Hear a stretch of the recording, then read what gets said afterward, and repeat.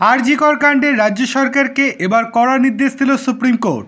गत 14 August RG कर हासपाताले भांगचुरेर घटनाय मुख्यमंत्री ममता बंदोपाध्यायेर भूमिका की छिलो?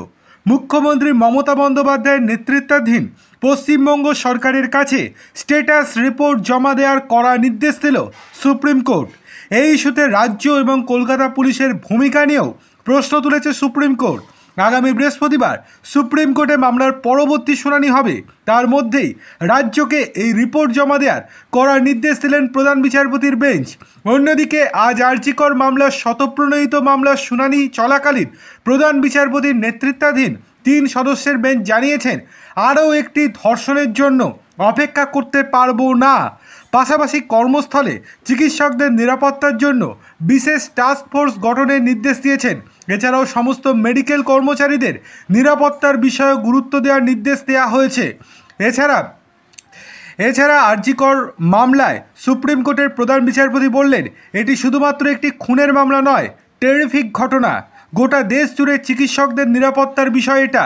তরুণ চিকিৎসক, ইন্টার্ন, বিশেষত মহিলা চিকিৎসকদের কর্মস্থলে সুরক্ষা নিয়ে প্রশ্ন। কোনো ডিউটি রুম নেই, সুরক্ষার জন্য একটা প্রোটোকল তৈরি হওয়া উচিত। সুরক্ষিত কর্মস্থল তৈরি করা দরকার। মহিলারা যদি কর্মস্থলে যেতেই না পারেন তাহলে সমতা বলে আর কিছু থাকবে না। এছাড়াও আরজি কর মামলায় সুপ্রিম কোর্টের প্রধান বিচারপতি বলেন, প্রতিবাদকারীদের বাধা দিতে নিজের শক্তি প্রয়োগ করে রাজ্য। 9 আগস্ট থেকে পুরো বিষয়টি আমরা মনের মধ্যে কল্পনা করছি। আমরা কিছুতেই বুঝতে পারছি না স্বাধীনতা দিবসের দিন রাজ্য কিভাবে হাসপাতাল ভাঙচুর করতে দিল। চিকিৎসা পেশায় হিংসা রুখতে হবে।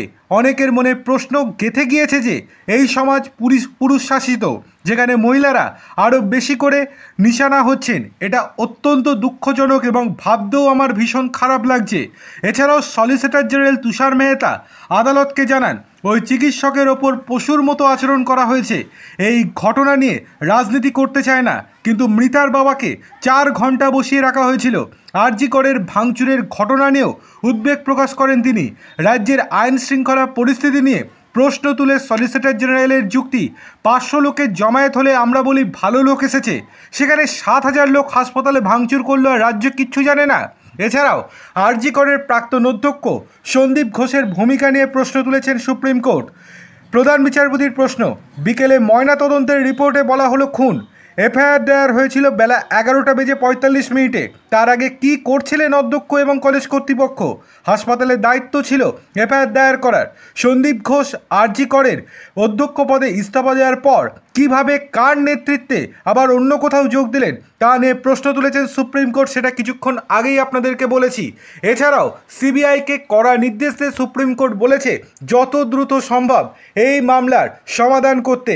এছাড়াও যাতে করে সমস্ত অপরাধী ধরা পড়ে এবং তাদের যেন যথোপযুক্ত শাস্তি হয় সেই দিকেও নজর দিতে বলা হয়েছে সিবিআইকে।